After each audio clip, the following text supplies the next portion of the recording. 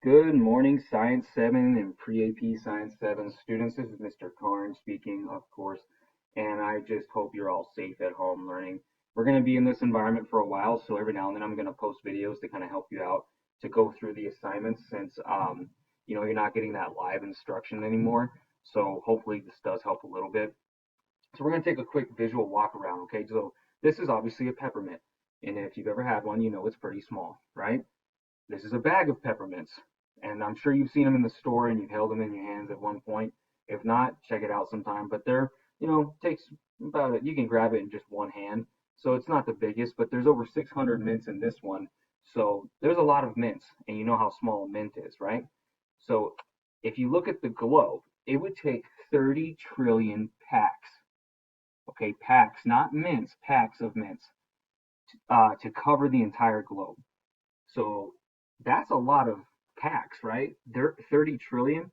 Okay, so remember, a billion is 1,000 million. So a trillion is 1,000 billion. So there are no trillionaires in the world. Now, just to kind of put it into his social studies as well, the United States is almost $30 trillion in debt. So that's always good to hear. That's a lot of money, right? So it's almost uncomprehensible how much a trillion is. Now think of how many cells, and we've learned that there's over a trillion cells in ourselves. Okay, so that is always just kind of putting it in perspective to show how small we are on the globe, but also how small bacteria and cells are in our environment. So that was just kind of a fun little warm up here. So your Canvas has Discovery Education, which is a great tool. This is my teacher view, so this is going to look a little different. So I actually logged in as a student. So you have until Friday to get these assignments done. So when you log into your Discovery Ed, and I'm borrowing Nihad's, so I'm sure he won't mind.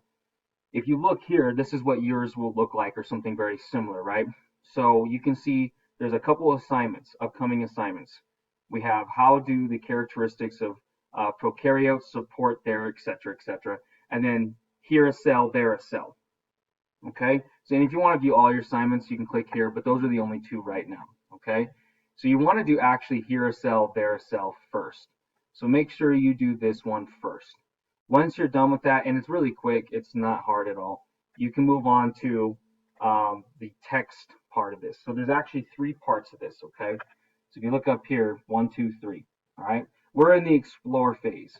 Next week, we're going to go into the explain and elaborate and then evaluate. Okay, so we can't move on. We've already done the engage.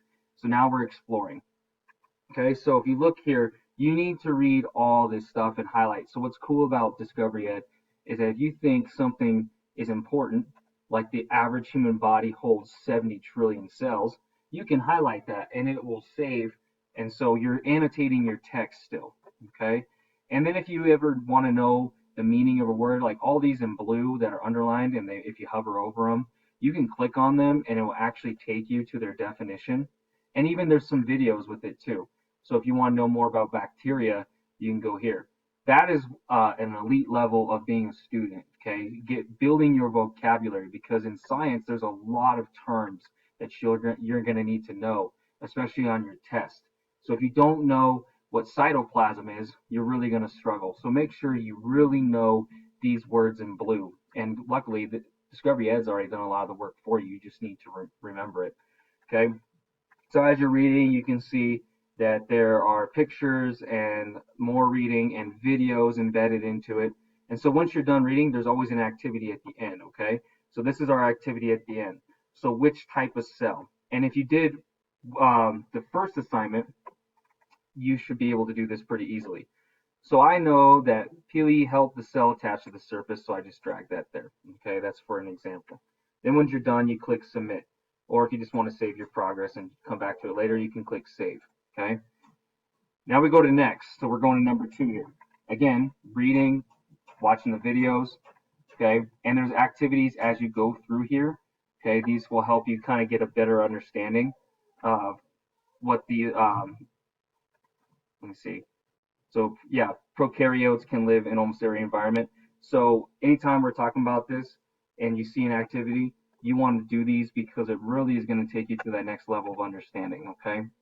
In another video. And then there are articles. Some of these are actually projects, which we would do in class, but since we're remote learning, we don't have the equipment. So you can ignore most of the projects unless you can do them at home, which would be a lot of fun. Maybe an extra credit opportunity, wink, wink. But if you see here, you have bacteria at a glance and lifestyles of the small and microscopic. So make sure that you're reading those as well. They're not very long, pretty easy to read. In fact, Discovery Ed has something that can read it for you if you don't feel like reading and you just feel like listening. So this is our activity again, okay? This is more if a writing one. So all you gotta do is click on the text box and type in your answer. Remember, complete sentences and really use evidence to justify it. And this is really what it's asking you right here. Oops. Okay. So always read the question and make sure you're answering every piece of the question. And then finally, we go to the third one here. Again, you're going to see consistency as you go through this, which is actually nice. So reading videos, watch all the videos, taking notes, annotating the text, okay?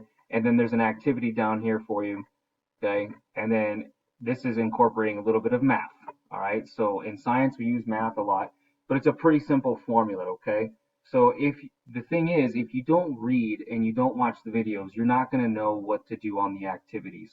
So you need to make sure you're doing all that. That's the main message I want to communicate to you guys.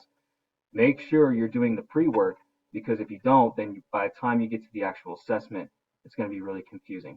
Okay? And these are just some optional stuff, like if you're interested, let's say you're a science geek and you want to learn more about this topic, there's more resources here for you, and it's all videos, so you can watch those. Okay, and that's where you'll stop for the week. Okay, so once you're done with all 3 activities and readings and watching the videos, then you can stop there. Okay, that's what I'm looking for. That's what you're being graded on this week. I'll put in the grades on Friday night or Monday morning. Kind of depends on your work, but other than that, that's pretty much it for the rest of the week. So there's a lot of work here, guys, and I know you got other classes going on. So, make a schedule. I know it's hard learning from home sometimes, but just make a schedule, stick to it. Work on this maybe like 30 minutes every day. Okay, so not more than 30 minutes. I want to reduce your screen time too. I don't want you on the computer all day, or because you're already on your phone as it is. Okay, so just make sure that you're working on this. If you have any questions, you know how to get a hold of me. I appreciate you all, and have a great Wednesday, hump day. All right.